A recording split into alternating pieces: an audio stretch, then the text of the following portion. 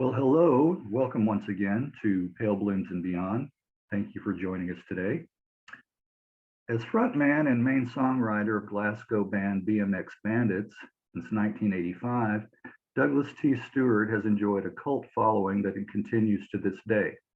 Over 16 albums and a slew of singles and EPs, Douglas has weaved both humor and pathos into his lyrics and music. Kurt Cobain even once said, "If I could be in any other band, it would be BMX Bandits." But Mr. Stewart has worn many hats. He has collaborated with music legends like Dan Penn, Chip Taylor, Alex Chilton, and Kim Fowley. In the world of broadcasting, Douglas has been a producer, AP, and music consultant on BBC television, including such shows as The Beat Room, Top of the Pop Saturday, and Comedy Connections. In 2013 and 2014, Mr. Stewart co-wrote and played one of the leads in the Tartan Features film Wigilia. And he recently completed his first movie score for the independent psychological horror film Dreaded Light. Douglas and BMX Bandits are subjects of the acclaimed documentary features Teenage Superstars and Serious Drugs. And most recently, Douglas has taken over the reins as head of the music division of Rebel Loop Studios. Okay, I'm all out of breath after that. Well, welcome, Douglas. Good to be here. Nice to see you, Greg. Nice to see you too. Let's see, you were born in Bellshill? Yeah. Right? Is that like a suburb of Glasgow? It's a separate town. Okay. It's about maybe 12 miles outside Glasgow. And yeah, the major city that's close by is Glasgow. And it's about 1/3 of the way between Glasgow and Edinburgh. Okay, all right. But yeah, people in Bellshill tend not to think of themselves as Glaswegians. They have a bit of pride, huh? Yeah, I don't mind. I don't mind the idea of being associated with Glasgow because, yeah, as you suggested in your intro, Glasgow was the main centre of where we were making music, and a lot of the people we were working with, my friends who came from Bellshill, myself, Norman Blake, and Sean Dixon, we all came from Bellshill, but we went in the train to Glasgow to go to concerts and to meet other music fans and stuff, you know. Well, that's where everything was happening, yeah. Very much so. Do you have fond memories of your childhood? Very much. I was very, very fortunate. And I know plenty of people who haven't had an experience like this. I had an incredibly loving family background, very harmonious. I never heard my parents ever have a row, you know, and they were together for many, many years. I remember when my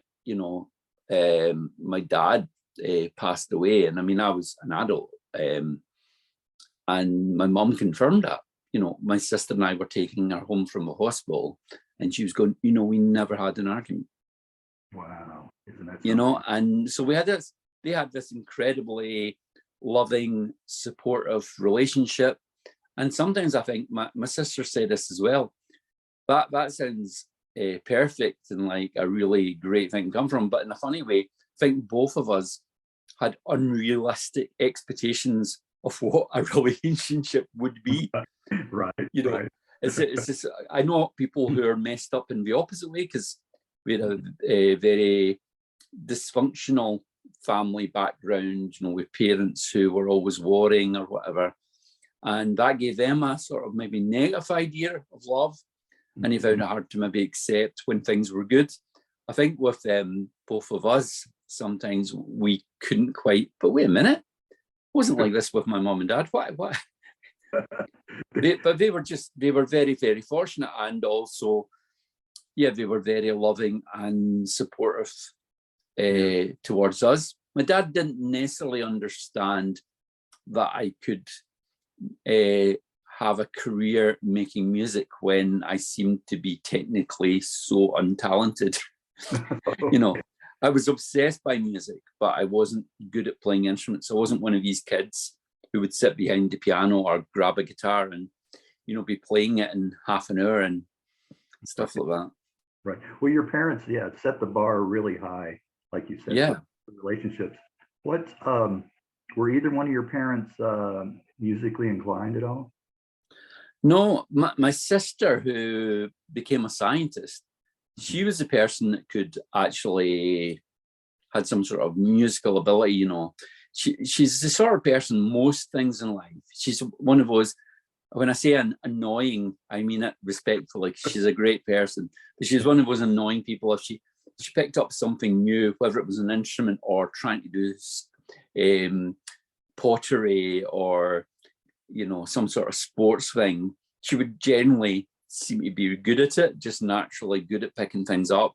You know, and she learned how to play the accordion, and it didn't seem to be particularly tricky for her. She learned to play the guitar. I think she could play little bits of some other instruments as well. So she was kind of good at that stuff, but I'm sure she would say herself, she didn't have the passion I had about music. And music really, really early on, you know, before I was 5, I have what I would call quite seminal memories of certain pieces of music and how they affected me emotionally. And in a time before video recorders, music that you were hearing on TV or seeing and hearing in films, you wouldn't be able to just access it again. But it would stay there. And maybe I would see a film or a TV program 15 years later, and I'd be like, yeah, that's exactly how I could retain not just the music, but how the music made me feel. And sort of play it in my own little tape recorder in my head and listen to the parts. As I got older, you know, I would be listening to some movie theme and going, so what are the strings doing? And I'd sort of play it in my head. And what are the... Right. Kind of break it down. Yeah. What, can you remember some of the early music that you heard maybe in the household and on TV? Yeah, I mean, and these things are still real big influences for me. My parents were big fans of, I guess, a lot of kind of musicals of a certain era, kind of Hollywood musicals. And I loved the songs and things like Singing in the Rain. And I loved kind of Fred Astaire musicals. I also loved a lot of the songs I was hearing in things like Disney films, written by people like the Sherman Brothers, who wrote... Sherman Brothers, yeah. Yeah, you know, they wrote most of the songs for all but one of the songs in the Jungle Book, all of the songs in Mary Poppins, Chitty Chitty Bang Bang, and many other things. Right. It's interesting you said that, because I had that a little bit later. I was going to bring that up, but now that you mentioned, I saw a documentary recently. I mean, I've just been going back through the Disney Channel, and The Boys. Yes, on both of the brothers, and the songs that they did compose, and like you mentioned, the Jungle Book. I remember that very well. But you know, I didn't realize, you know, how much that they actually wrote. You know. Yeah, and I had one of the great thrills I had. I got to meet them and interview them. Oh wow! I mean, Robert Sherman's now gone. Yeah. But it was when Chitty Chitty Bang Bang was opening in London, and Robert Sherman Jr. had noticed me on the early days of internet saying nice things about his dad's work, and I'd discovered his dad's paintings online as well, and I really liked his paintings, and I'd just written a nice comment, and he sent me a message saying, oh, my dad's having an exhibition in London and he's over because of the opening of Chitty Chitty Bang Bang. You're invited to the exhibition if you want. And London and Glasgow, you know, we're quite far away. I was working at BBC. I didn't have any leave in the near future. And I was just like, oh man, that would have been so amazing. I just recently sort of bought a house, so I didn't have much spare cash. And I was just like, well, it's not going to happen. Later that afternoon, my boss came in and said, I can't remember what the date was, but let's say September 15th was the date of the exhibition. My boss came into the office and went, I've just realised I've double booked myself and there's a meeting in London about this production that I can't go to. It's September 15th. Is there any chance you could go? And I was like, where is it? And I discovered it was like 2 streets away from this exhibition opening. And then I thought, well, I still would be able to go because the timing won't. And the meeting finished 45 minutes before the opening of the exhibition. Is that right? So the BBC paid for my hotel, my transport. Of course, I was there doing a bit of business for them. But it was like a miracle that I was able to go down and meet these people who, to be honest, are probably like, for me, they're like my Bob Dylan, you know, for a lot of songwriters. And that's not in any way being disrespectful to someone like Dylan. It's just that music probably resonated with me and made an impact with me at a young age. That I guess for some songwriters, it would be someone like Dylan, not necessarily Dylan, but you know, they were the guys. But there was also lots of things like Ennio Morricone movie music, John Barry movie music, stuff like that. Oh, and some pop records as well, things like David Bowie. And I loved the records that the Wombles made that might not have travelled as much to Glasgow, but I do know travelled as much to America. But I know some American friends that love the Wombles records. Yeah, and I love the Beatles, you know, so yeah, I think I had pretty wide tastes, but I loved a lot of songs that were written for or associated with, I guess, things like Bugsy Malone, Muppets things. And I think that still is as big a part of what I do musically or try to do musically as rock records or pop records. You know, I love pop music, and but these kind of songs are just as important to me. Right. Well, you gather from, you know, your experiences and what, like you said, you know, is important to you, and you weave those into your songs, and yeah, and that's what makes your songs different, you know, unique. You know, I think. Do you recall your first single or album that you ever got? My parents, you know, bought records for us, and with these, talking of the Sherman Brothers, with these really lovely little 7-inch vinyl EPs, one of the Mary Poppins one, a Jungle Book one, where it was like almost a little illustrated book, and a couple of 7-inch singles, I think it was, you know, with songs. So we'd stuff like that. The first single I bought with my own money, you know, when my parents started giving me pocket money. Before that, they would buy certain records that my sister and I seemed interested in, or they also maybe sort of liked, was David Bowie's song Golden Years. A song that I discovered he actually wrote and tried to pitch to Elvis. Is that right? I didn't know that. Yeah.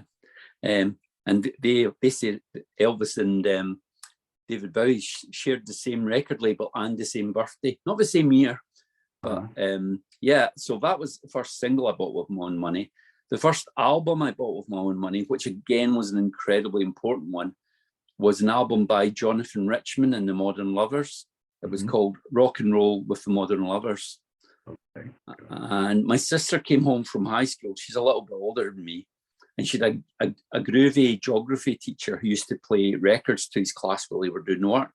You know, he had a turntable in the class, and he would, you know, put on records while he were writing an essay or whatever.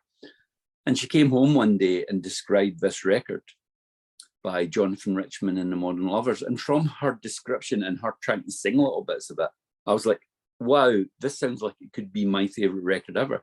Because it had some, even from the way she was describing it, seemed to had some of the kind of childlike kind of innocence and whimsy that I probably liked in a lot of the music I've talked about earlier, you know, from things like Disney films and things like that.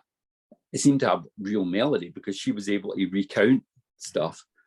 And yeah, I ran up to the Woolworths store in Bellsill and bought a copy on it, not actually having heard it, just heard my sister talk about it. And I think that record, again, you know, felt like it changed my life. I was like, I want to do this because it was a record that felt really inclusive. You know, I never liked the idea really of rock music being a kind of them and us thing. I wanted I wanted like almost like the scene in the movie on my mind that the little kids would come in and start dancing to it, and Granny and Grandpa would come in and they go, yeah, this is nice. You know, we like this. I always like, and with BMX Bandits, we always had this idea of we wanted to be inclusive.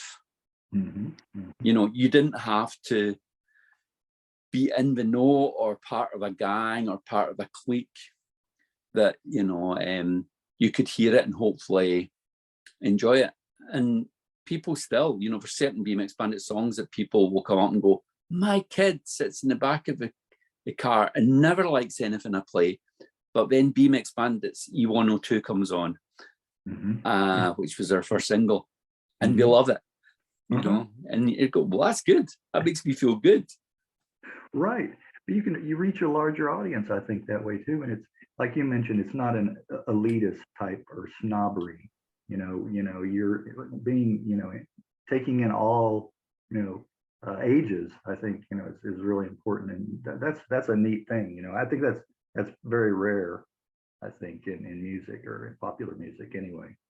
Do you so you were childhood friends, you mentioned this earlier, with Norman Blake, both from Bellsville.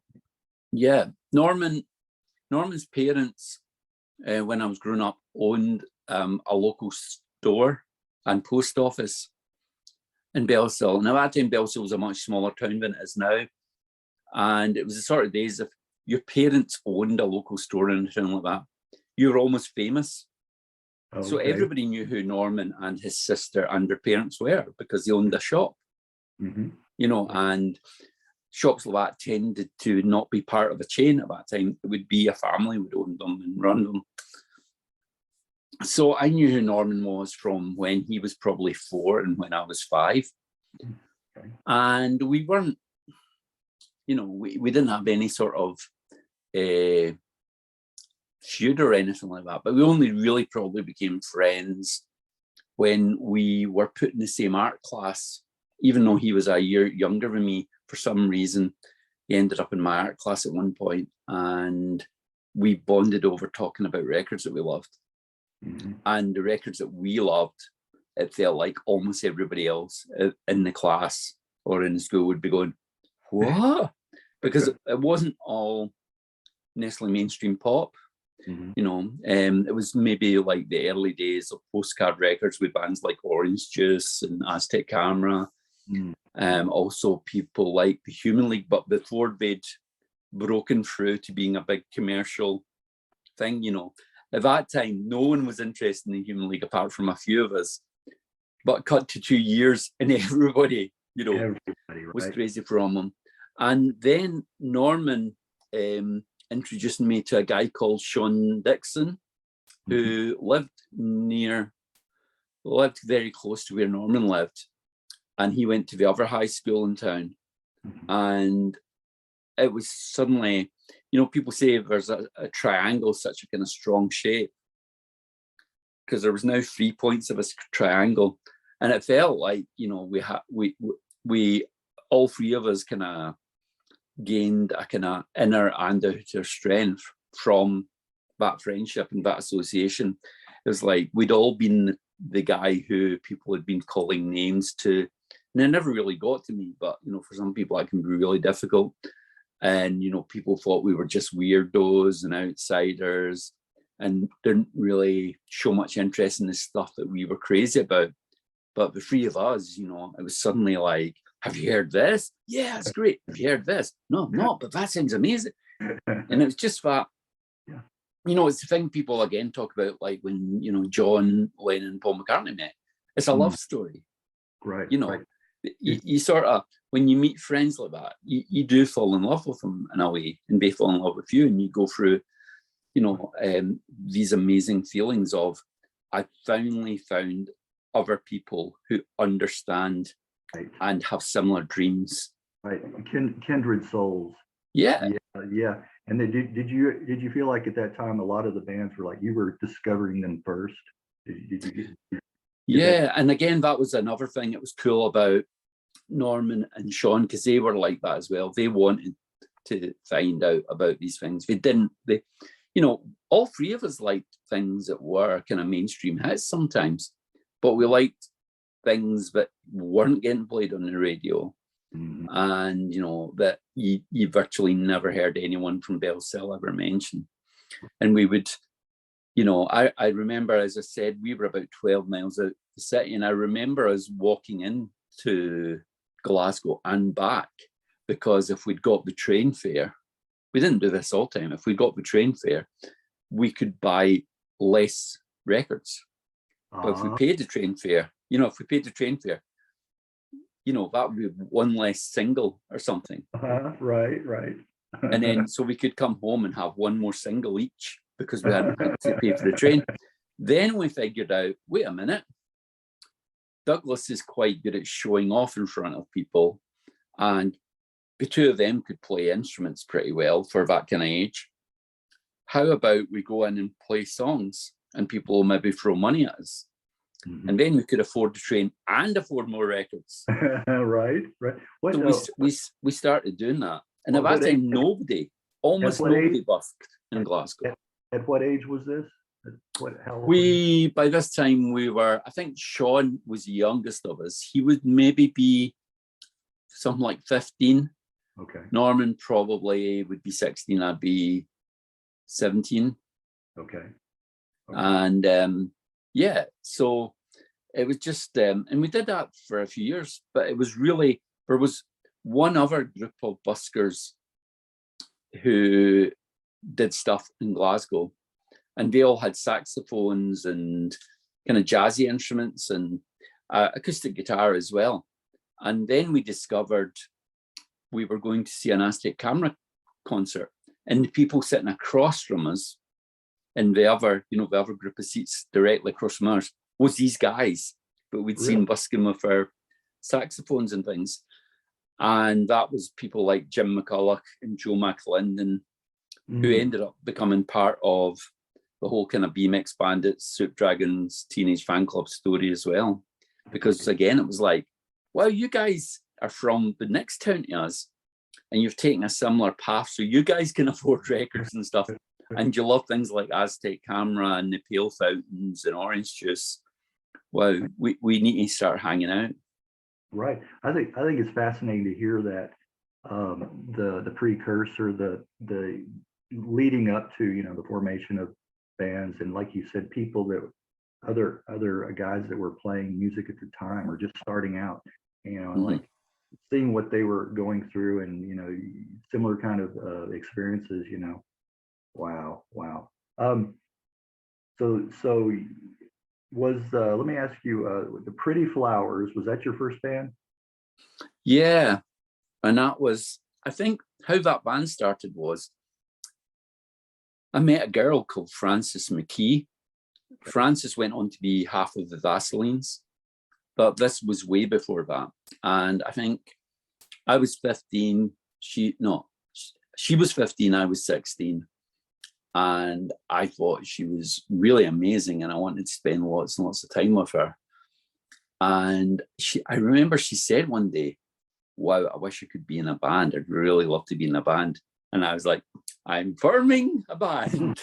You know, and it wasn't that I sort of had been thinking about, you know, beyond the thing of busking things, I've been thinking about what I want to, you know, I always had little ideas for songs, and Norman, Sean and I would be, you know, in each other's houses, mainly Norman's grandparents' house, you know, recording sometimes on the evening, one side of a C60 cassette worth of songs that we were just making up as we were going, you know, in a night. So we all had that kind of notion, but I think I said to the other guys, listen, I'm forming this band. Frances is going to be in it, and I want you guys obviously to be involved. And there's a couple of other friends who I'd met the same place as I met Frances, who all wanted to be part of that as well. And yeah, Sean and Norman were super supportive, and I was the kind of show off at the front, you know, so they were able to kind of hide in the kind of background a bit. And Frances was kind of like one of my kind of sidekicks on stage. I guess it was a little bit like a kind of B-52s type thing. Okay. I don't think we were necessarily trying it to be like that. But now when I think about it, that's the kind of closest kind of thing I can think of. Comparison. Yeah. Well, you performed various names when you were the Pretty Flowers. Can you recall any of those names that you performed as? Yeah, I mean, there was one which it's funny. I feel almost bad about it, but I guess it's the folly of youth. Sometimes something seems like a good idea, and when you're younger, you don't really understand why it would upset people, because you have a kind of darker sense of humor and kind of less respect for certain things. But yeah, we got asked to perform at a local high school, and it was a kind of local Roman Catholic high school, so it was quite strict and things. And we thought it would be a kind of funny thing if we called ourselves the child molesters. Oh man, okay. And we were convinced that what would happen would be that they'd tear down the posters and go, "You're banned," and there would just be this outrage. Right. But they didn't seem to really notice. It was crazy, to think now that they would have. So the concert went ahead. Wow. Okay. And it's strange because, Frances, her memory of things is kind of different. She'll say in interviews, "Oh yeah," and she'll be really kind of pleased about it because she's still got a very mischievous side to her. Frances will be going, "Yeah, we were called the child molesters, and it was really funny, and and then we changed to the Pretty Flowers, and I thought that was really lame." And I would sort of say to Norman and Sean, wasn't that just like an incredibly temporary name? And they remember it the way I do, but it's almost like Frances has in her head that that's what we were. Right. And then we decided to mellow out. So, one of us has somehow rewritten history. I don't necessarily think it's intentionally, but yeah, I like the Pretty Flowers because it was almost like it was before groups really started getting labeled as twee or something. And I liked the notion of it sounded so twee and so lightweight.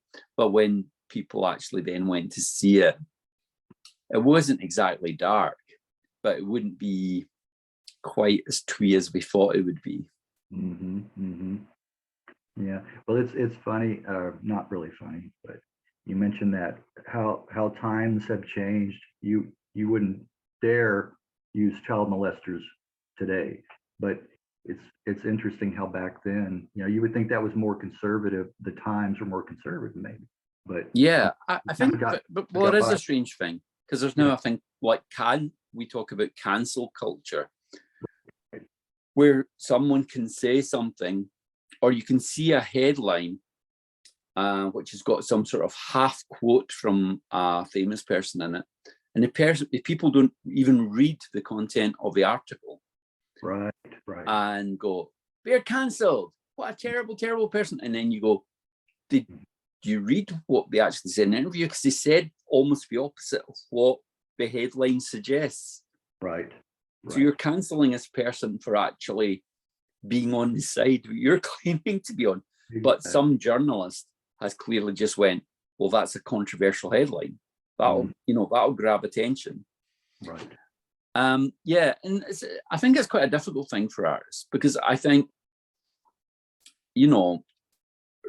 a lot of, for me, the greatest works of cinema, of literature, and even in things like songs, they sometimes deal with things that are complicated and distasteful subjects, and they make people think.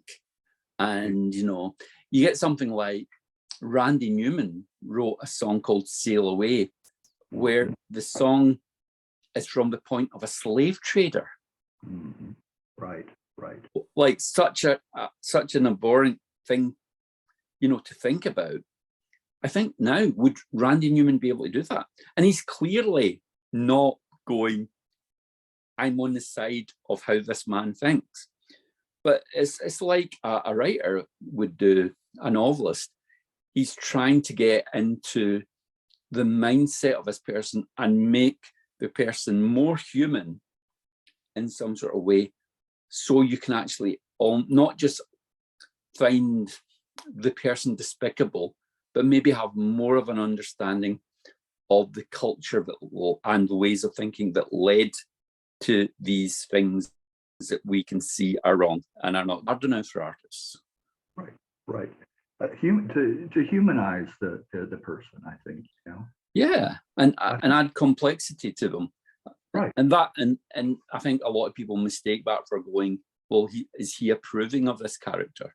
No, he's not approving of it. Right. You know, that's something I've always said, and most people don't understand it when you say it. You say, okay, now I can understand why, you know, like this mass murder, no, I wouldn't go there, but, you know, somebody committed this horrendous crime. I don't support it. I don't defend his actions, but I can understand, you know.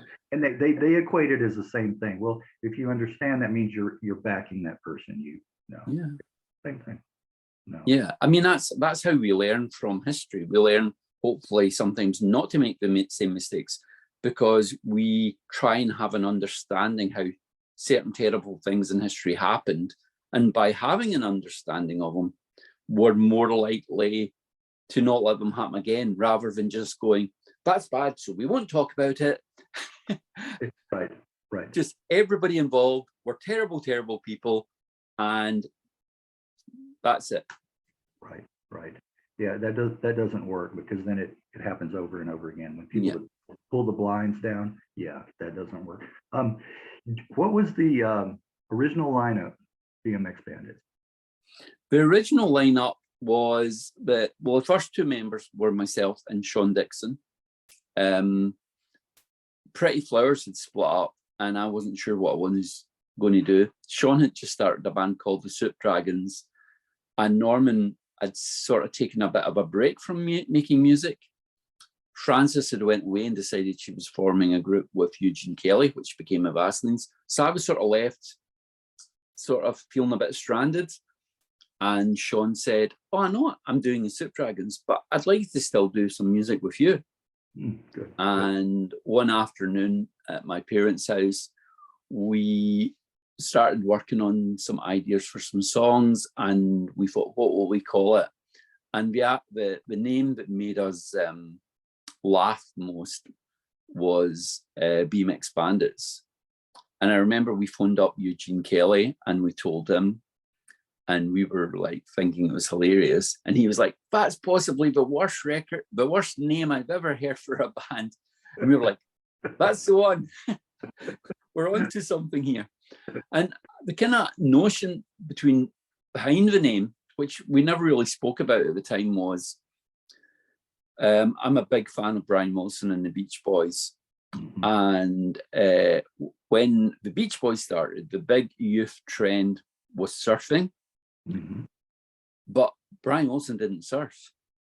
Right, exactly. That's true. When BMX Bandits started, the big youth trend was BMX bikes. And I can't ride a bicycle. So in some ways, it was a little nod. Right, the little correlation there. Yeah, and a kind of thing of playing on, because when you think about a name like the Beach Boys and the whole surfing origins of that, you don't expect them to, a few years later, make some of the most musically and emotionally profound music in the history of pop. You know, you go, Beach Boys? What? Right. How would that end up making records that, you know, become such a massive part of people's kind of emotional vocabulary, and not just you know, kind of throwaway pop records. So yeah, I guess we had some sort of delusions of grandeur that we were drawing parallels, hoping that one day we might elevate our art to higher levels. I wonder when maybe something's been said about this before or written. when Brian, when coined the Beach Boys, if he, in direct, of course they were in direct competition with the Beatles, but put him right next to the Beatles, alphabetically. I wonder if something's ever been said about that, Well, there's a lot of BMX bandits. There's a lot of really strong acts that do begin with B. And I sometimes think, do they think when they're forming, A's just a little bit too obvious? It's a little bit too attention grabbing. So right. let's appear like we're not really desperate. We'll go for B. And at that time, Jim McCullough had just joined the Soup Dragons as a kind of replacement guitarist for the other main guitarist who'd left very early doors. And so he got involved. And then a friend of his from a neighbouring town, a guy called Billy Wood, who didn't really play any instruments, but he was a music fan and he hung out with Jim McCullough. And we were like, well, that's a good reason to have him in. Right. He's a friend who's passionate about music. And there was another guy called Willie McCarty, who was one of the original buskers. He was a saxophonist, but in BMX Bandits, he was going to be our drummer. And he never played any drums until the actual concert, our first ever concert. He couldn't even make the sound check. And we didn't have any drums to have a rehearsal in a rehearsal studio or anything. We didn't consider that. So he just listened to the songs at home. And I think maybe got some like tubs or pans and kind of banged them. And then, some like he couldn't make the sound check about 15 minutes before we were due on stage. He walked in and someone went, there's some drumsticks and there's a couple of drums. Good luck. Good luck. That was the first gig. But quite early on, the pattern emerged where it was going to be quite a transient lineup. And it's been like that pretty much ever since. It wouldn't be so much like a conventional band where it would always be the same 4 or 5 people. Maybe somewhere down the line, someone would leave and someone else would come in. It would become more and more that you could go to 3 BMX Bandit shows in a row and it would be a little bit of a different lineup each show. Right. Kind of like a project, right? If you say. Yeah. Or an extended musical family, Sean at one point hadn't played with BMX Bandits in something like, maybe something like early 1987. And then he ended up being on a record that we made in 2012 and doing a couple of gigs with us. And Norman left the band officially in 1991. But has been on every other BMX Bandits album since then, except one, and the last bunch of gigs that we did before lockdown here, out of maybe 10 shows, he maybe played about 7 with us. So, it's definitely still retains that thing of being, I think, an extended musical family. Yeah. Well, you have a good foundation, it sounds like, with these musicians. You have to have a camaraderie and a friendship, I would say, too, for them to keep coming back. So there's that draw there that they want to be involved, with what you're doing. So that should be a good feeling, I would think. It is. Yeah. People always say, when people like Norman come back and do it, or Sean, after such a long time, came back and was involved in some things, would say about how much fun it was and how it felt. Almost like that conversation with someone you are maybe really close friends with, and maybe you don't see them for 10 years or even 20 years. And when you start having a conversation again, it's almost like you just went out the room and came back in the room and continued the conversation. Right. Because it feels so natural and feels so right. And yeah, that's how it felt, the first time Sean played with us after so many years. It just felt like, well, it's almost like he's always been here. He hasn't physically always been here. His spirit but he was still always part of it because he was one of the originators of it. Right. Well, I wanted to bring up early on, you signed with 53rd and 53rd and 3rd Records. Yeah. And interesting, I didn't know this, I found it. It's named after a Ramones song. Yeah.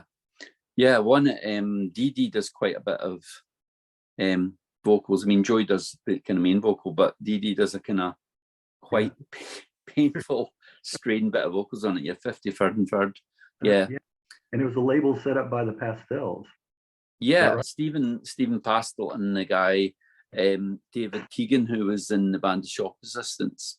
Mm-hmm. The two of them set up the label because I think they just felt that there weren't many Scottish-based labels at that time bringing out music that was maybe slightly left of the mainstream. Mm-hmm. Right. Well, you mentioned earlier first single E102. What does E102 mean?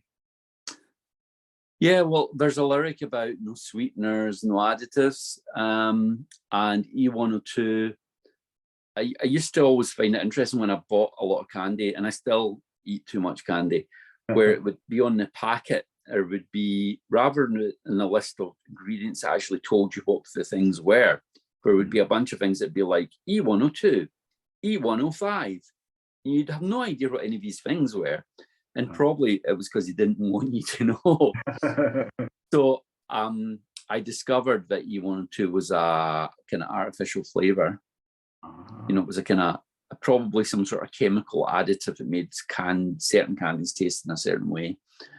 And I guess there was a notion of no sweetener, no additives, the flavor is real, was a kind of hook line in E102. And so it was a reference to that. I mean, the song probably should have been called I'm So Happy or something like that, but it just felt like I'm So Happy. It felt too on the nose, if you know what I mean. It just felt a little bit too obvious. This is actually the kazoo that I played on E102. That's the very one? I haven't looked, I haven't had to go up in the attic or anything. This is still used at pretty much every concert I do. I have occasionally used other ones, and I've had to change the kind of paper inside it over the years. But yeah, this is the kazoo that I played on that record. And then, yeah, I still it still works. and a lot of time, even when I'm not doing concerts, it'll be in my pocket. Well, I like cryptic song titles like that, where you have to do a little, thinking. It makes you think, like you before too. It's not so obvious. It's not, blatant. Of course, it's slightly unfortunate, but if people go into a record shop and go, I want that I'm So Happy record, and they go, what's it called? I can't remember, because the title is harder to recall than some title that's really reinforced by a punchy chorus.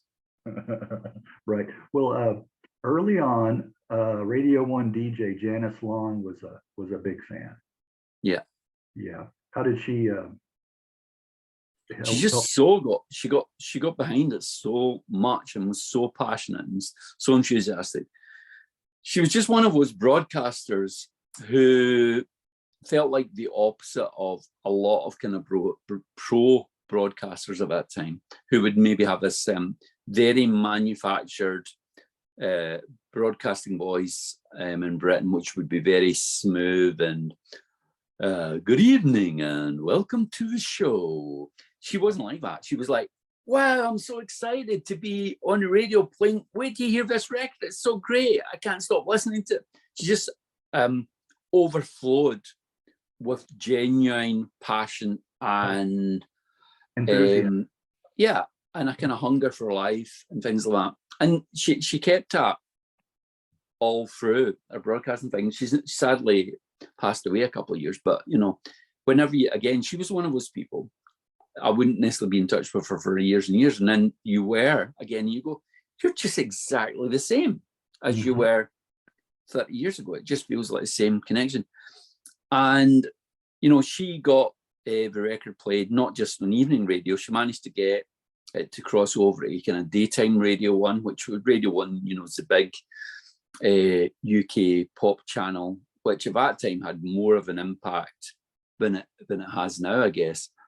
And there was a weekly record review show where she played that record. She was a presenter. And so it wasn't just the producers picking the records to be reviewed. She was so passionate about this that she played it, and the two guests on the show were Neil Tennant of the Pet Shop Boys. Yeah. And I love the Pet Shop Boys. You know, this has not affected my opinion. And Nick Hayward, again, you know, I have respect for Nick Hayward. Yeah. And she played the record, and they hated it. They really, really hated it so much. But she wouldn't let it go. Yeah. So there ended up being something like a 20-minute argument between her and these two guys, where she was doing most of the talking about why it was so wonderful and why it was so brilliant. And at that time, Radio 1 had a show where they would repeat the highlights from all the different Radio 1 shows of the week. Mm-hmm. And they repeated the whole argument again. I would love, is that saved somewhere? That would, I don't know. I mean, I would love to hear it again. Yeah. Also, the single began to get a bit of notoriety because Sounds, which was the other big music magazine of the time, along with the NME and the Melody Maker, reviewed it and wrote that this is without doubt the worst single ever made. And you're like, wow, what a review. I loved it. You know, again, people who didn't know me well, you know, Norman and Sean would recount this. They'd sort of say, people who don't know Douglas would think he must have been distraught. But they obviously didn't know him, because I'd be walking about with more than one copy of it under my arm, stopping people I barely knew and going, wait till you see the review of our single. I was delighted it caused such a strong reaction. And it's funny, a lot of people who at that time seemed to really, really hate it, I have met since and went, man, I hated that record when I heard it. Now, I love it a lot more than a lot of the records that I kind of loved at that time. You know, they sort of think it's sort of lasted or something. Mm-hmm. There's some sort of intent in it that at the time they found kind of annoying. But all these years later, they go, no, that actually does ring true. That is what Douglas is like. He wasn't just pretending. Well, you know, a lot of times, I mean, any kind of criticism, whether, you know, positive, negative, a lot of the negative turns out to be positive, because it is getting you noticed anyway, you know. Totally. So, you know, they don't realize that, I think, a lot of the critics. So she really stood by us when we did radio sessions for her show, and, you know, she suggested me one time to be a guest presenter on a late night music TV show and things like that. And in a parallel way, she was incredibly encouraging also to Sean and the Soup Dragons music. And then when Norman started making Teenage Fan Club records, she was really supportive. Then Sean really didn't make any records for quite a long while. Mm-hmm. And when he, after he played with BMX Bandits, after not doing it for years, I think he really loved it and went, I want to make some records again. Okay. You know, and he'd been doing some remixes, but not really making records under his own name. And he started doing that. And Janice was one of the first people, you know, and I when I heard them as well, I was like, man, these are great. It doesn't sound like you've been away. These sound like incredibly, you know, great pop records, because Sean really knows how to produce and stuff and put things together. Yeah, and Janice was, again, incredibly supportive of what he was doing, and it was really good, you know. And sometimes just having someone like a Janice Long, or for a lot of British bands, there was someone like John Peel as well, who just needs, you just need that one person at the start to be the first person to go, listen to this, and then other people join in. But without them, you know, nobody might ever listen. Right. Just a person who's not just going to go along with the script and just like the records that the producer, right, or the executive producer at the channel decides deserve support. They'll go off script. And to have somebody in your corner, you know, yeah, makes a lot of difference. You're right. You mentioned John Peel, of course. He's helped jumpstart so many bands and so many years. I wanted to ask you about this. You did a cover of the classic Louis Armstrong hit, What a Wonderful World. What led you to cover that first? And were you happy the way it turned out? And what did the fans? Yeah, people really liked it. I mean, I have to say, I never thought it rivaled the Louis Armstrong version for 1 second. But I think what happened was, as I mentioned, Jim McCulloch and those guys were all kind of good at playing kind of jazzy stuff when they were out busking. And I think I started singing. I used to listen to that record by Louis Armstrong probably every day at some point. I would listen to it. I just found it really like life affirming, and it just made me go, wow, you know, bad things happen, but this is good to remind you that there's beauty and wonder in the world. So I would listen to it all the time, think what a credible record. And I think I was singing it, and Jim McCulloch just started playing along with me. And I was like, wow, he can play What a Wonderful World, and it sounds pretty good. Joe McClendon could play violin. I always quite liked it. As I continue to like to do things that people wouldn't necessarily expect. So we were sort of associated with this kind of slightly punky, noisy guitar kind of musical movement. And I think it perversely kind of appealed to me, although it was completely sincere. They wouldn't expect us to be singing What a Wonderful World. Right.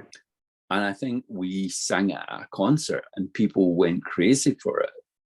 You know, people were like, what? We didn't expect that. And, you know, people connected with the song, and we thought, well, let's put it as a double A-side with the next single.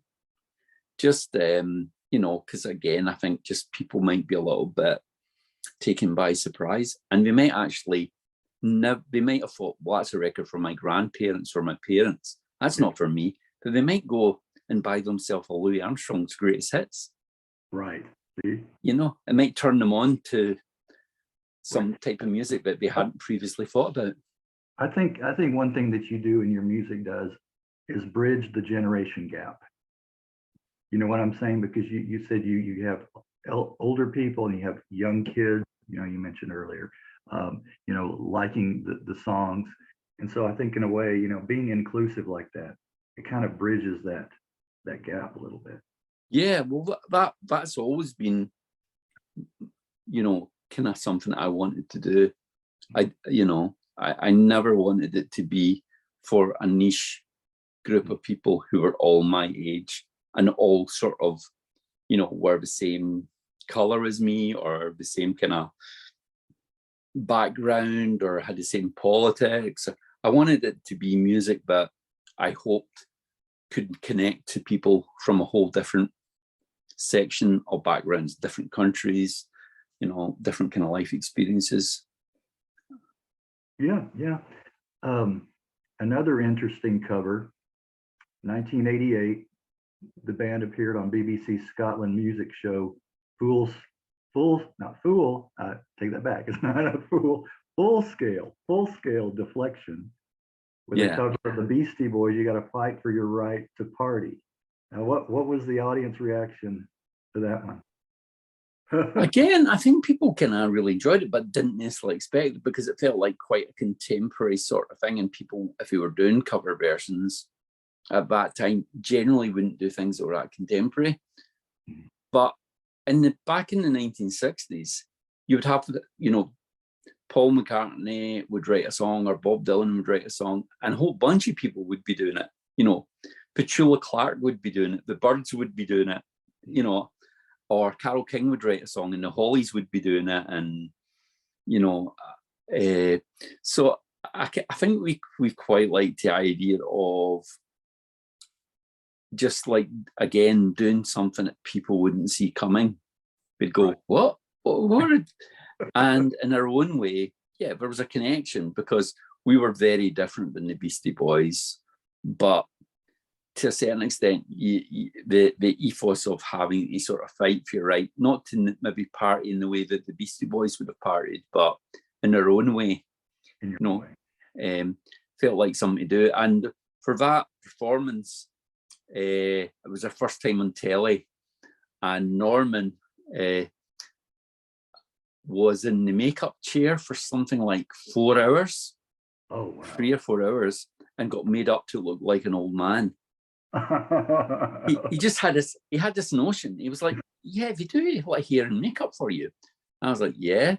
And he's going, you know, if I went for something quite elaborate, I mean, they would do it for me, right? And I was like, yeah, I guess so. And so he contacted the producer and said, I want a chair on stage, and I'm wondering if your costume department have got like an old tweed suit. And if makeup artists could make me look like a real old man. So they were painting like liver spots on his hand and using all this latex to make wrinkles, you know, and the makeup artist was loving it because she was working on a kind of pop music show. So you don't normally have, but this was like she was working on a movie or something, trying to create this really old guy. And I remember at the time thinking to myself, this could be the only time that Norman's ever on TV. And instead of him having a thing of going, hello, everybody, it's me, he was trying to pretend he was his own grandfather, playing, you know, playing guitar with BMX Bandits. Oh, that's funny. That's what I like to hear, stories like that too.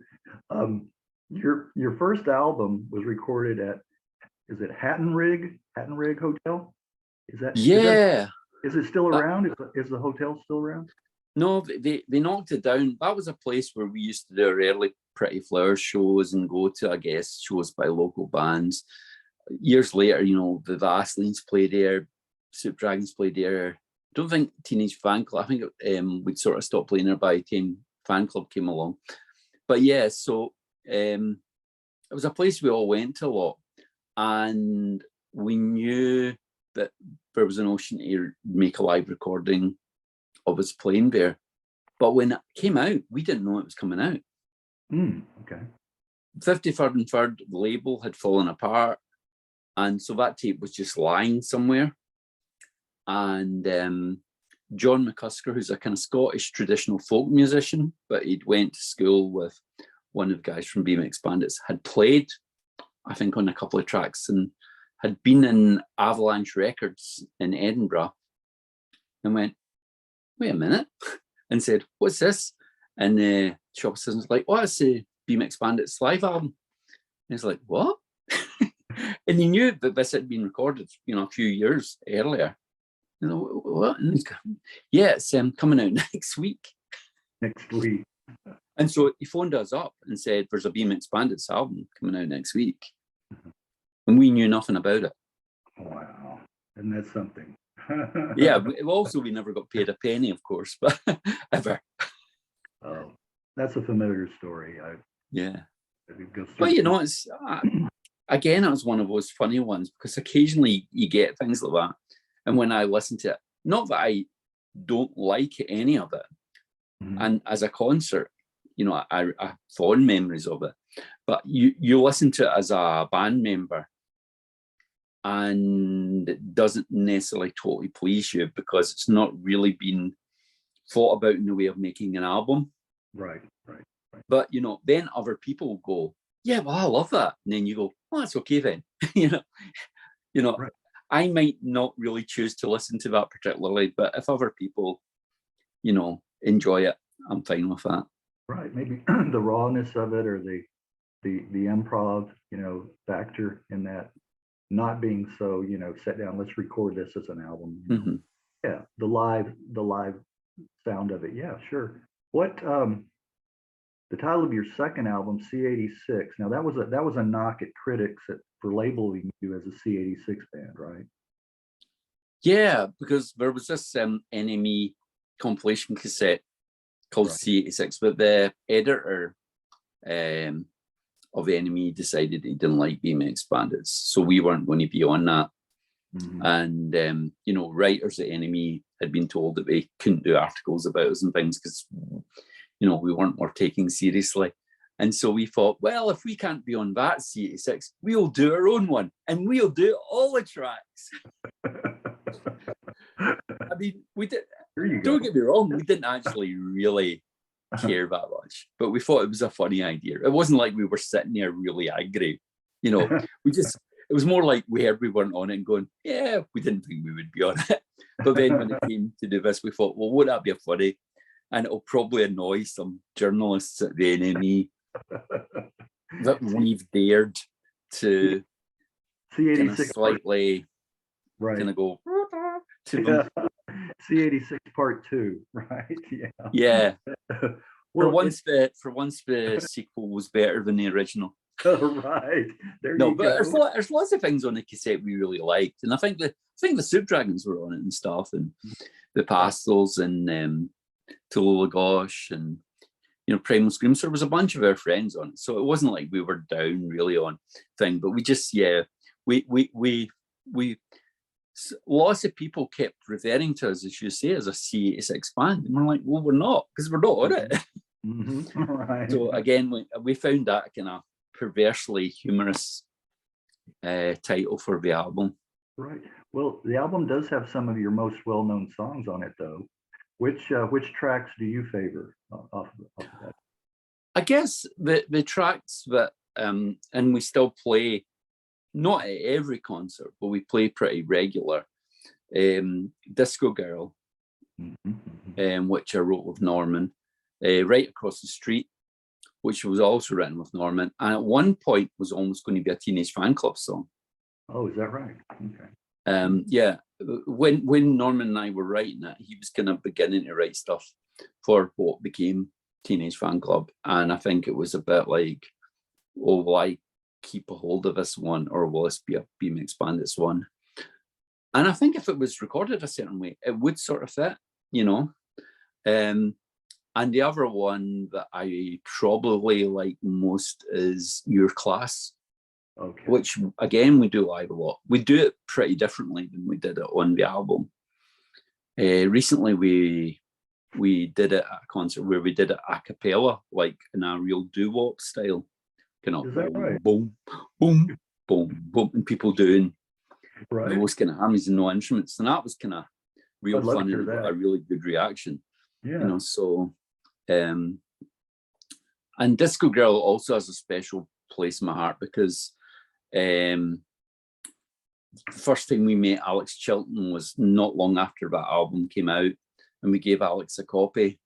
And when he wrote us a note, the song that he mentioned most fondly was Disco Girl.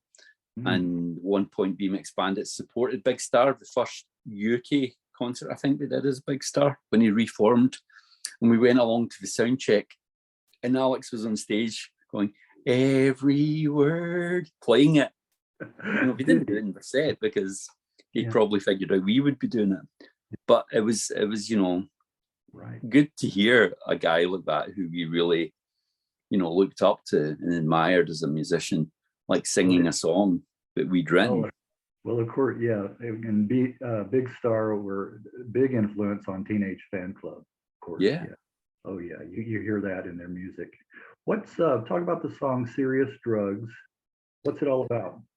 Yeah, well, Serious Drugs was a song after I brought out the album C86, I lost a lot of money because the distribution network went down. And like when a lot of companies go down and they owe lots of money, the money just disappears. The people who owe the money don't get any of it. And there was like independent record companies that time who were losing, £100,000 or whatever, for like small labels is a lot of money. And I lost a lot of money, but wasn't like that much. But for me, it was a big impact thing. And, that and a couple of other things led to me get put onto a kind of prescription of antidepressants at the time. And I'd started dating this girl from Aberdeen who was studying medicine. And because she was a new medical student, she was very interested in any medication anybody had, because she was learning about all this stuff. And she discovered I had these antidepressants, and she was kind of saying, you don't need these tablets to make you feel better. Like my love will make you feel better. Cut to something like a month later, and I was standing in her kitchen in Aberdeen in her flat, and she said, I think you should get some stronger tablets. I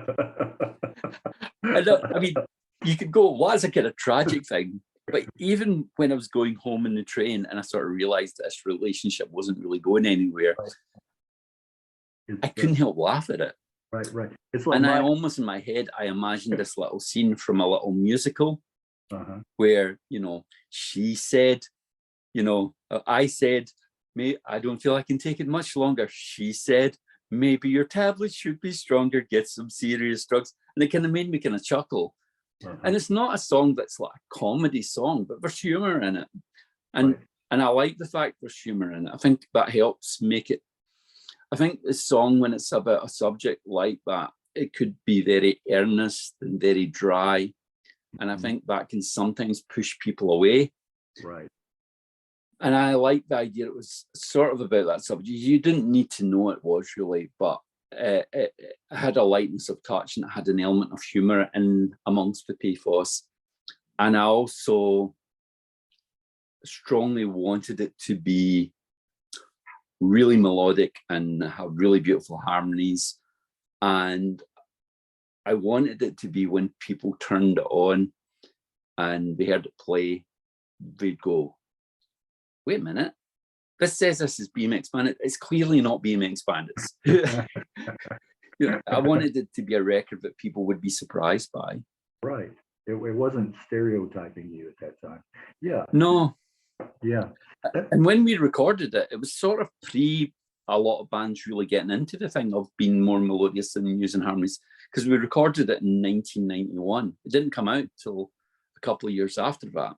But if you think about kind of other records that were getting made in Scotland, and even kind of in the international thing, everything had went a little bit grunge, a little bit noisy. Vocals would be lower down in the mix. You wouldn't be getting that many harmonies. And like putting a saxophone solo and things like that were not typical of records of that time, kind of indie records. So yeah, again, it was that thing of I talked about earlier. We've always had this notion of wanting to surprise the listener, but hopefully surprise them in a way at first will be a bit.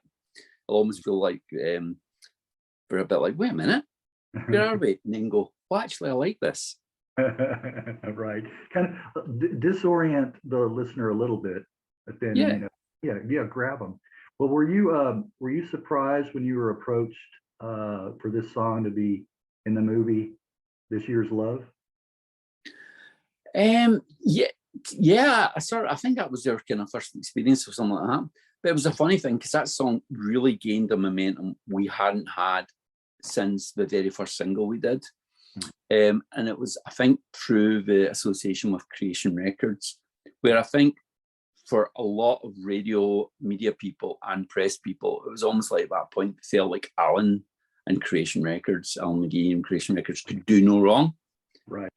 So suddenly BMX Bandits released a single, and all of these music papers who would never write about us were all given a single of the week. You know, and you know, we were told it was going to be a record of the week for, I think it was 2 kind of quite mainstream Radio 1 DJs. It was going to be on the A-list. And then Radio 1 had a new initiative to have an anti-drugs drive. And it fell exactly on the week that that record was going to be launched. Really? And understandably, I can understand why they felt, when we're launching our new anti-drugs drive, even though this wasn't about recreational drugs, we can't really be playing a song where the hook line is, get some serious drugs. So instead of it becoming this, you know, big kind of hit and kind of classic sound of the era, it kind of sort of disappeared, but it didn't really disappear because it became one of those records that other songwriters and people seemed to like and other people would cover. Jiggle Lance covered it. Alan McGee told me that you know, Paul Weller came round to the Creation offices before it was released, and he'd heard it and going, I love that Serious Drugs record, could I get a copy of that? And you know, so it was it definitely, although it didn't become a hit, it definitely was a record that then and even now, a lot of people, I think, do see as being quite a kind of seminal kind of record of the time. What favor did you owe Alan McGee that you repaid on a certain tour? Okay, well, Alan had been incredibly supportive of us. I think supportive in a way, even though we weren't selling a lot of records. Serious Drugs didn't end up being the hit that people expected. He kind of stood by the band, and I really appreciate that. And he invested so much in it, and he would be telling everybody to come there, "When you work hard for BMX Bandits, it's really important." Then he called me up and said, "I see you guys are going on tour. There's a band that I'm really excited about. I've signed to Creation called Oasis. Would it be okay if Oasis do a bunch of dates with you on that tour, like opening up?" The band 18 Wheeler, who were also on Creation Records, a great band that not many people remember, were also on the tour, and they were going to be the band that would be playing directly before we went on stage. And this band Oasis would be opening. And Alan said, "I've asked a whole bunch of other bands in the label, and nobody will take them on tour. Nobody else has been interested." And I was like, he's going, "I can play them to you." And I was going, "You don't need to play them to me. You've been bringing out records by me and being incredibly supportive. Of course we can, they can open for us, Isn't so in 1993, Oasis, before they'd released any records, were the opening act for a bunch of gigs on that tour. And it was really interesting, because even thinking back, there'd be some of the shows which I'm sure lots of people who figured out they were there in the night would rewrite the story that they were in the hall. But there were some of the times when he went on stage, it could have been maybe 40 people were in the room. And then 18 Wheeler came on, and there'd be, 150 people in the room. And then we came on and the room was full. But yeah, I remember Alan phoning me up to say what I thought. And what I thought was, particularly Liam seemed like a pop star it didn't matter if he was playing in front of 40 people, or if he was going to be playing in front of, 50,000 people at some point in the future. He went on with the same intent. From the very first thing, you were like, well, that guy's a pop star. He just had that. He had that, I guess, slightly anti-hero thing. Very, very charismatic and kind of compelling. How was their sound from the beginning? Fully, to my ears, fully formed, I would say. They sound, and they were doing the songs, but ended up, a lot of the songs ended up being on that first album. And they would finish off the set with a version of I Am the Walrus. But yeah, and generally, I would say, you're not seeing, we weren't traveling in the same bus or whatever, but at the venues and all that, we would talk about records. And Liam and Bonehead, I think, we found particularly friendly and stuff like that. And I bumped into, I hadn't seen Liam for a long while, and I bumped into Liam, more than a decade after that tour, and he was incredibly warm and friendly and generous, which was nice to see. When I bumped into Noel roughly about the same time, he was less so. Yeah, I would have guessed that myself. Yeah, he doesn't have that same kind of natural warmth. Right. But yeah, Liam, it was great seeing Liam. And as I say, he was in good form, and as I say, he was asking about all the guys in the band, about family, that sort of stuff. Noel clearly felt he'd risen above those days, and he'd rather not What is their communicate. What is their age difference, the brothers? I'm not actually sure how many years that is. They're pretty close though. Yeah, but I think we're pretty close. Yeah, I think they're pretty close. Well, I wanted, they're a world apart, I would yeah, say, personality-wise. personality-wise. I wanted to bring up one of the CDs that I have that I got eons ago, I guess, and that's 95's Getting Dirty. Oh yeah. Yeah, and a couple of the tracks off of that one that I always enjoyed are I Could Fall in Love. Yeah. To me, it's a very summery kind of a song. Great chorus on that one, and it's a song that stays in your head a long time after you hear it. And I think that's a mark of a great song there too. Yeah, I mean that song is primarily Francis's song, which I'm not worried about, because Francis joined BMX Bandits when he was 15 years old, and he, I think at that time, felt a bit insecure and he didn't know about all the cool records, and it wasn't that much of an age difference, but in those days, an age difference of 6 years between Francis and myself feels like quite a lot when one of you is 15 and one's 21. Oh yeah, yeah.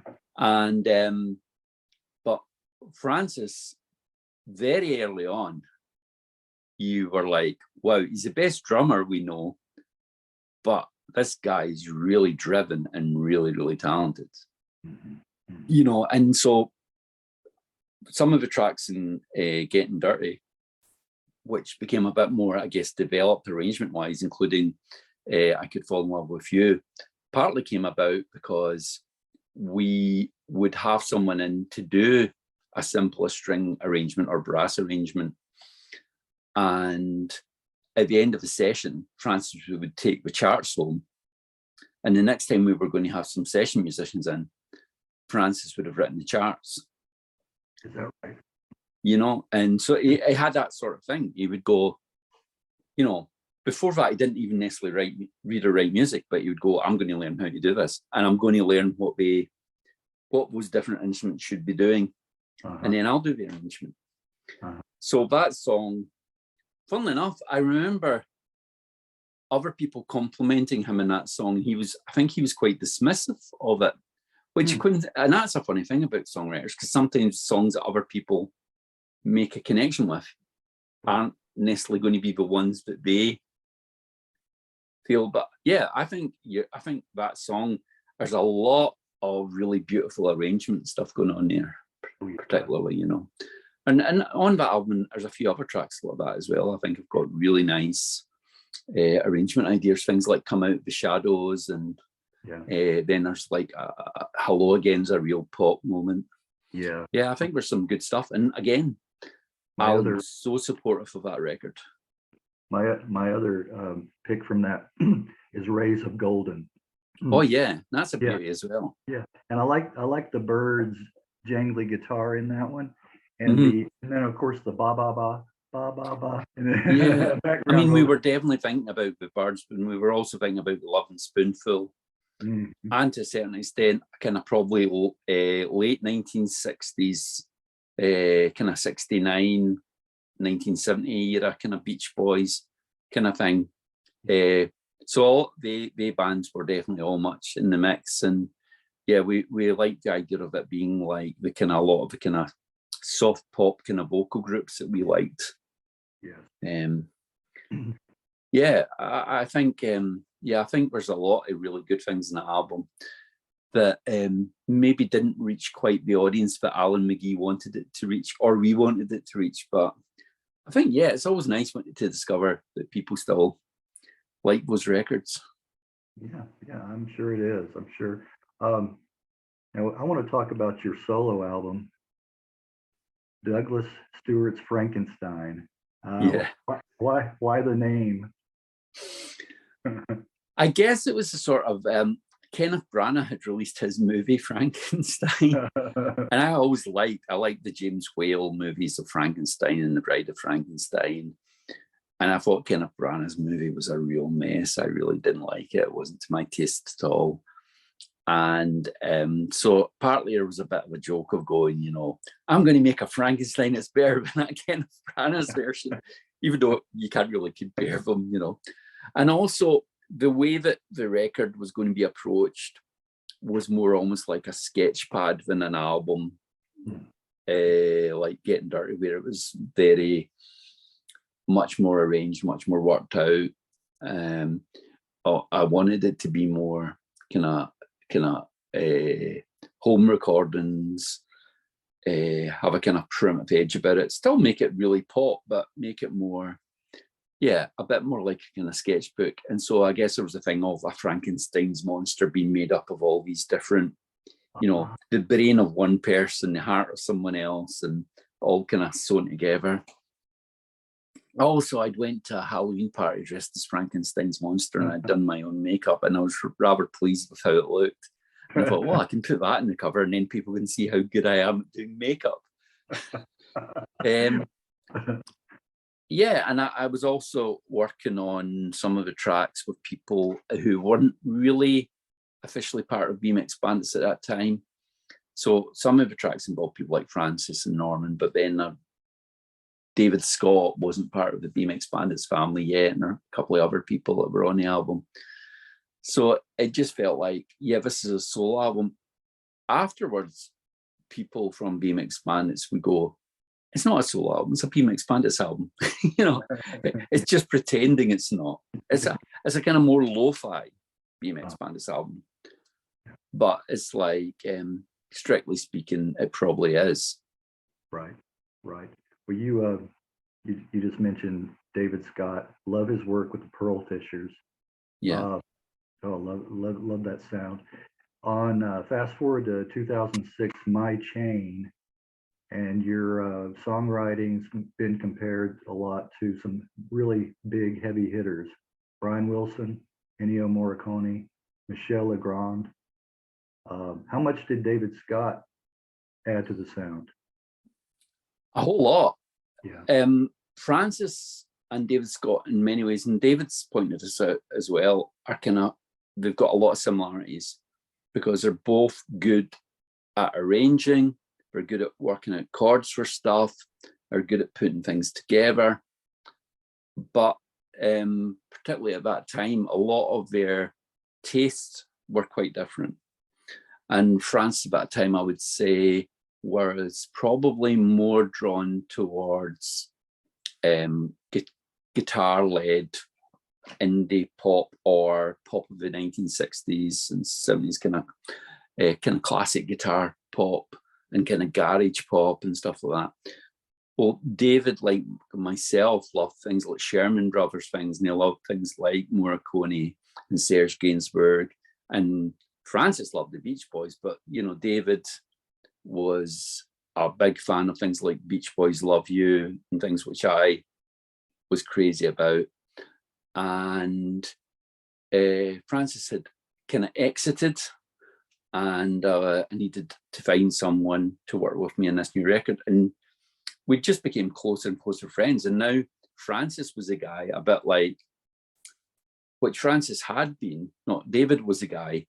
Francis had previously been, and at one point Norman and Sean had been the guy who you met, and you were talking about movies you love, and you were talking about records you love, and you were giving each other mixtapes and all that. And Dave was totally on board with the whole idea. I had this idea of starting an album with a kind of sea shanty, but was sort of set in an alternative time and an alternative universe where this love in the real world that couldn't happen could exist in this alternative universe.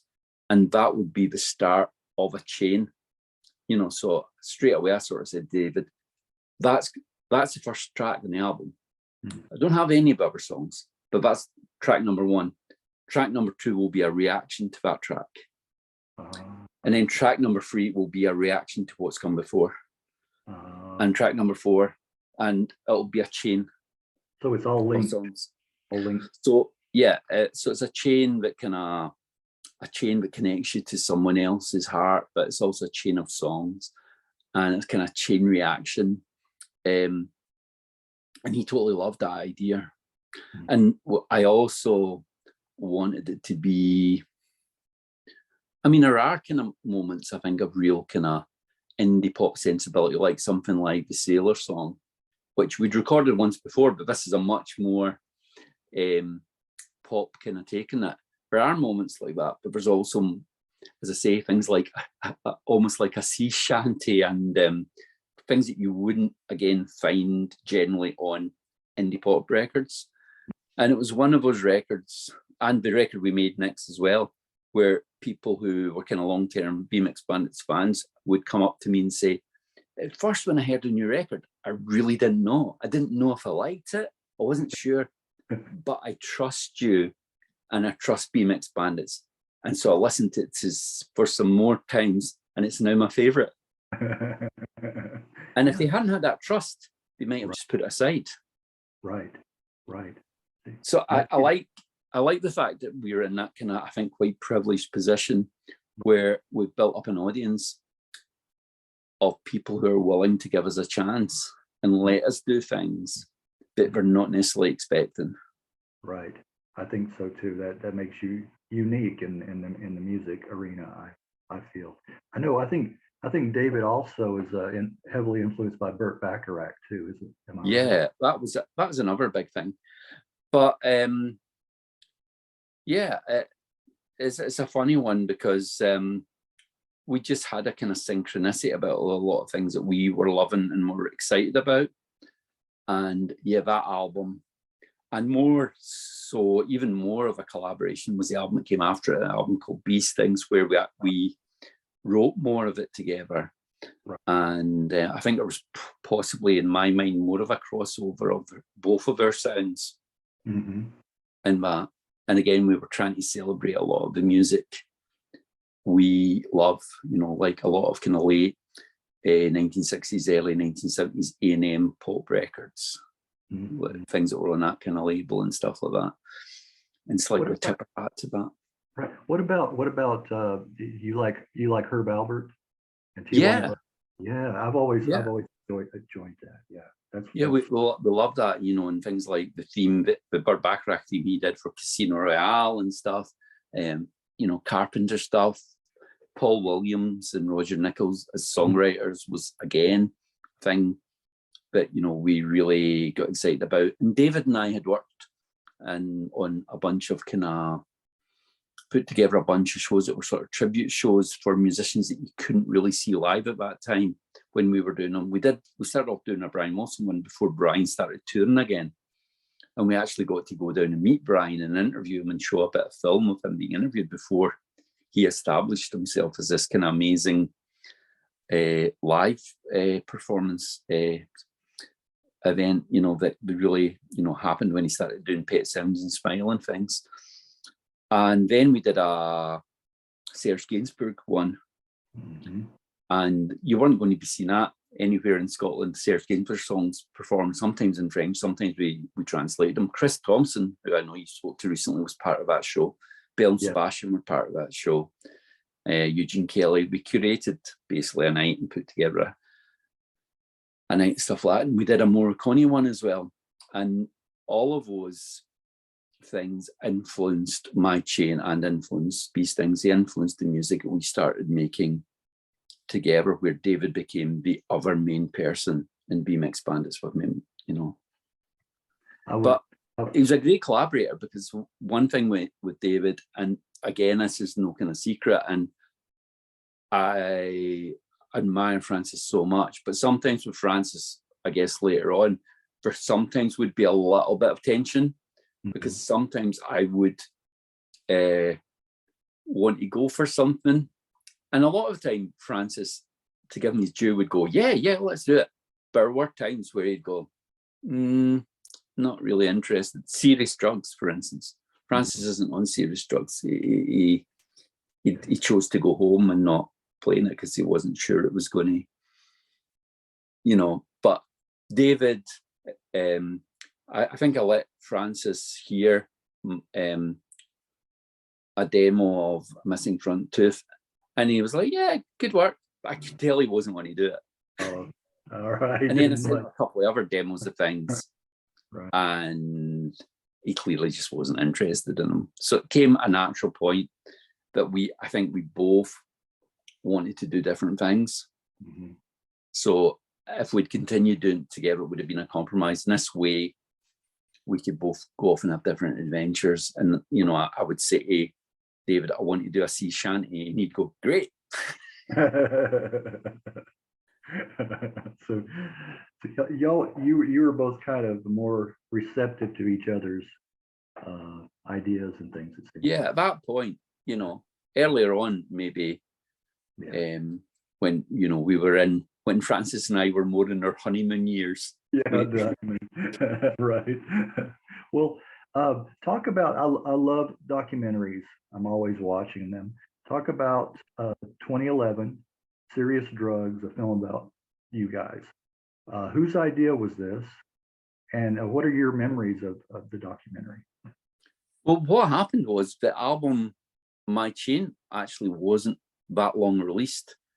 And I was in a record shop called Monorail, which is in Glasgow. It's a really great independent record shop. Stephen Pastel from Pastel's works there.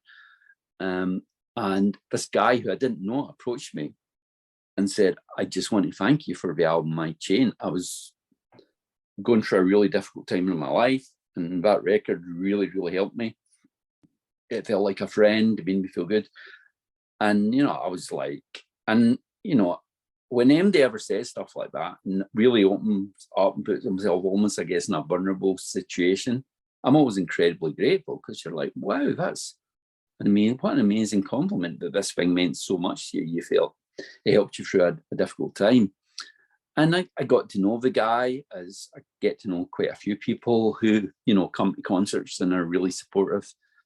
And he was telling me about memories he had of making kind of Super 8 films with his granddad and editing the stuff and putting little bits of music to it. And he's going, you know, I've always wanted to make a film. And I was like, make a film. You should. Mm-hmm. I bet you do a great job. You should make a film. And he's like, what? And I was going, yeah. And I was going, you know, I definitely think you should do that. And so the next time I saw him, he was like, oh, I've really thought about it. And I want to make a film. I was like, great. And he's going, I want to make a film about BMX Bandits. And I was like, straight away, I was just like, that's great, brilliant. And I didn't know at that time if he wanted to make a 20-minute thing or a 10-minute thing, or if he just wanted to make it for himself or what. But I just thought, well, that's a good thing. He wants to make a film about BMX Bandits, you know, and he seems like a good guy. I'd quite like to see it. And I'd worked in documentary making and various other things for the BBC. And I sort of said to him on that day, I'll be totally supportive and give you lots of access to BMX Bandits. You can come see us at studio, watch us play, film, whatever you need. Be available for interviews at any time, but I don't want to see any of it until you finished it. Mm-hmm. I was like, whether that's me coming round to your house and watching it on the TV or it being in some cinema, I don't want to see any of it, because I don't want it to be my film. It's your film. Right. And as soon as I see some of it, I might go, oh, maybe you should do, maybe this. You would. And we stuck to that as a deal. And then it got shown at Glasgow Film Theatre in Glasgow, sold out, cinema #1. Mm-hmm. My mum was in the audience, you know, and things like that. And yeah, it was amazing to see that. So he spent about 5 years of his life making it. What? 5 years. So he did a good job. Yeah. Yeah. I mean, he didn't spend every day of 5 years, but it was a thing of, he wanted it to have a sort of story. He didn't want it to be just about all stuff in 1 week or 2 weeks. Mm-hmm, mm-hmm. So yeah, there's a kind of journey through time to a certain extent in the film and things. And you know, it got screened a whole lot of places. It's currently unfortunately not available. It might get reissued at some point, but the rights of stuff like that is really, really, you know, because there's things like, there's a Teenage Fan Club song in it, and Norman might go, well, I'm delighted for you to have a Teenage Fan Club song in it, but the publishers are still going to charge money, no matter if the artist says that's okay. That's not Norman or anybody else in Teenage Fan Club's call. And the same with even some of the BMX Bandits songs. If you want to put these things in your film, right, you know, the artist might, you know, you might go up, you might meet Paul McCartney in the street and say, I'm making this film, I'd like to have one of your songs, Paul. And he would go, brilliant, that sounds great. But, you know, his publishers are still going to want along. right. You have to deal with that business side. Yeah, always. Yeah. And sometimes they interfere a little too much.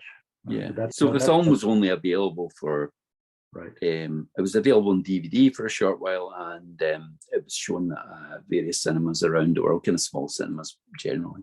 Right. Well, jumping ahead to 2012, BMX Bandits in Space on Elephant. Mm-hmm. Truly an international effort on this one. Yeah. Yeah, there's people from Japan and Argentina, and yeah, and that was like the first kind of pop recording that Sean Dixon had been on for quite a long time as well, who, you know, I started the band with. And I think in my life, I felt that I was sort of drifting and a bit adrift and not really knowing where I belonged and where my home really was. And that was a sort of theme that was the overriding theme for this album. And like My Chain and like These Things, we had the title first. And we worked sort of with that. And, you know, we basically went, this is the title. Mm-hmm. And no matter what happens, it's a bit like if you were writing a novel and you knew what the title was, it would have an influence on the kind of brief for the whole project. Right.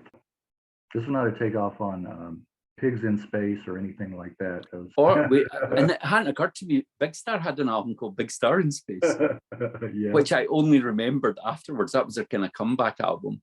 Mm-hmm. You know, so and the other thing was the album wasn't called In Space in my mind. It was called BMX Bandits in Space. So yeah, like you say, it's closer to Pigs in Space. Right. Yeah. And I do love the Muppets. So right. That's what I thought of. Well, 2 years later, let's talk about the film. And you told me the proper pronunciation is Wigilia. yeah. So your foray into acting here, and the part of Robbie was written with you in mind. Is that right? Yeah, I mean, it was one of those films where the director had written a sort of synopsis, but there was almost like no dialogue or anything like that. Mm-hmm. It was, I guess, close to like there's British filmmaker Mike Leigh, where he'll have a notion of what the film and the story is, but during the day, or for him maybe a few weeks before, the actors will workshop stuff. Mm-hmm, mm-hmm. And then the next day or the next days they'll film based on what, you know, so it's like the script has been written by the performers pretty much. And that was the case here. We did it over 2 years. The film's set over 2 years on Christmas Eve, where these two people meet by chance one Christmas Eve, and then the next Christmas Eve they meet again by chance, and both of their lives have sort of moved on in different ways. And the first meetings had a bigger impact on both of them than perhaps you would expect. And what we would do is, because most of the film in the first half was set in the evening, we would play it doing the stuff during the day, and then have discussions about how we felt it worked and what didn't work. And then when the light went down, because there was an awful lot of windows in the place, we would film the material. And yeah, Graham was a really great guy to work with, and very, very encouraging. I had done some acting before. I'd been part of a kind of drama group when I was younger, and I'd been in a couple of kind of films that were made, short films that were made as kind of educational films for you know, it would be shown in high schools to warn people not to start stealing or taking drugs or stuff like that. You know, so it wasn't a completely alien thing to me. And Ivona, who is the other lead actor, had been a professional theatre actor in Poland, but she'd moved here because she fell in love with a Scottish guy and had started a family with him. So, and yeah, she was really great, because to me, she was like, I'm not trying to put myself down, but I felt like she was a really, when I was watching her, I was just going, man, I'm just believing every emotion here and almost just having to react as a human being to how great I felt she was. Yeah, so it was a really good experience. It's just, I think he didn't maybe expect me to say yes, and he didn't know I'd done any acting before. But I just sort of thought, why not? You know, and I knew it wasn't going to take up.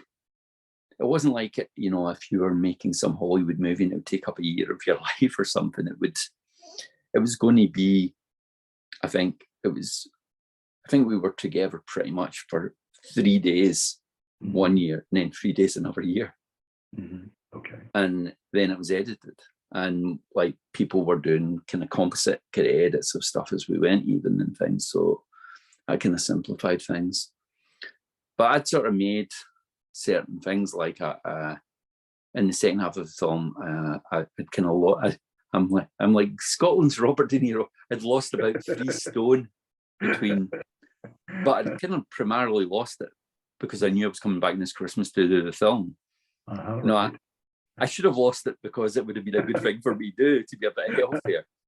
But you know, I was kind of going, right, yeah. So I'll need to make sure I've lost enough weight for that, because I want to have short hair and look like my life is quite, you know, I've changed quite a lot between the 2 chapters of film. But yeah, it's difficult for me to judge because I'm in such a big bit of the film, so much of the film. I mean, Ivona's pretty much, she's in even more than I am. But I can watch and go, yeah, she's great. But when I watch me, I'm a bit like, it's me. I sort of wish it was someone else do that I could, you know, I almost trust other people's judgment on it and whether I'm good or not. And, you know, a lot of people who I know wouldn't kid me on. I went, no, you are good in it. And even Graham, you know, the director. But yeah, for me, I can't see the character Robbie. I see Douglas. You know, okay. It's the same. Yeah. Yeah. Even though he's not. I mean, there's parallels because he's someone who's a bit of a dreamer, a bit of he makes music and stuff like that. But actually, if you really knew me well, I'm actually not very like Robbie in an awful lot of ways. But on the surface, you know, I'm not like one of these actors who could, you know, become a chameleon. You know, it's like someone like James Stewart and or Robert Mitchum played parts in the past. They would always be James Stewart and Robert Mitchum, but they would be able to find quite a lot of quite different characters within that. So I didn't come to it going, I wonder what my accent's going to be. I wonder what, you know, it was more about trying to find that character within myself. Okay, got you. Well, I'm sure that was a great experience though, anyway. Yeah, it was really interesting. And that's how I met Grant McPhee, who made the documentary Teenage Superstars. He was the main camera guy. That's you're being psychic now. That was my my next question. Who were some of the other bands in that documentary? In the movie Teenage Superstars, there's the Vaselines, Primal Scream, the Pastels, the Soup Dragons, Teenage Fan Club, the Shop Assistants.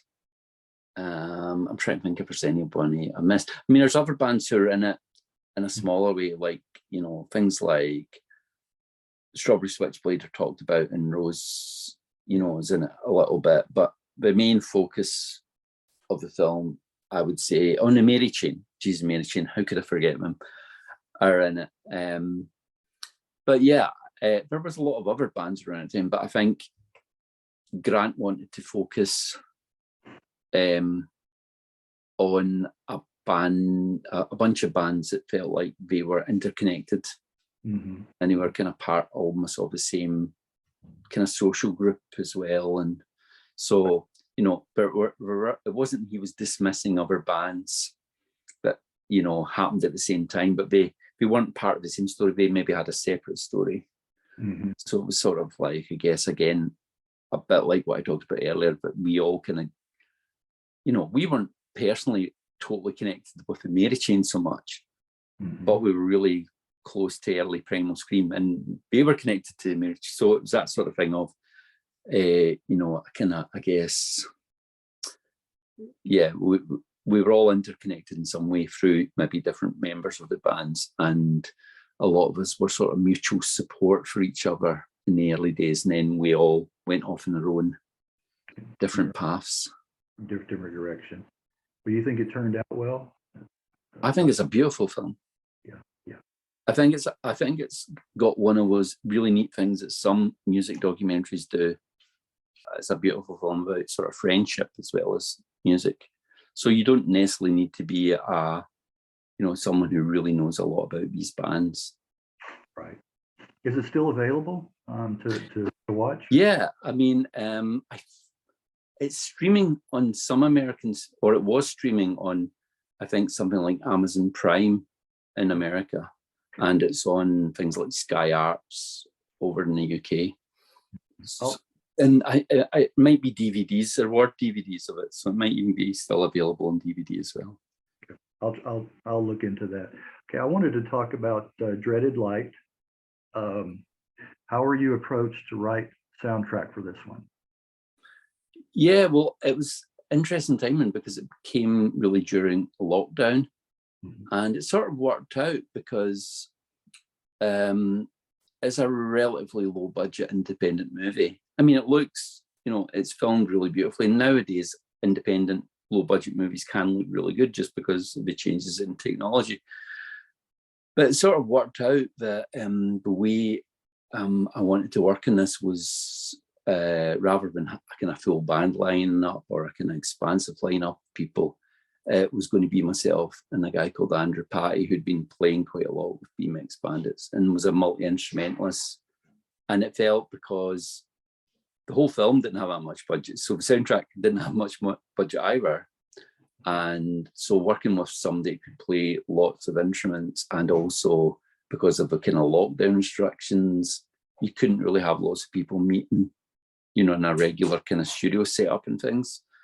But yeah, as I said earlier, movie music's always been a really big thing for me. So the idea of getting to do a movie soundtrack was, you know, something I was really, really excited about. And a kind of ambition I'd almost had. And a lot of times when I would think about songs, they would start almost off, you know, I would, you know, be thinking about the person maybe I was writing a song about and almost have a little movie going in my head with this little tune. And then that tune would get turned into a song. But it would sort of start off quite often as almost like a little soundtrack for a little movie in my head. That's what I was going to ask you, is how did you go about writing the soundtrack? Like when you were just... Well, we watched, I mean, initially I visited the set and I came up with some ideas watching the kind of characters reading the script. But when, you know, so I had little themes in my head. And then when Andrew and I got together, we started watching rough edits and we would actually compose while we were watching it.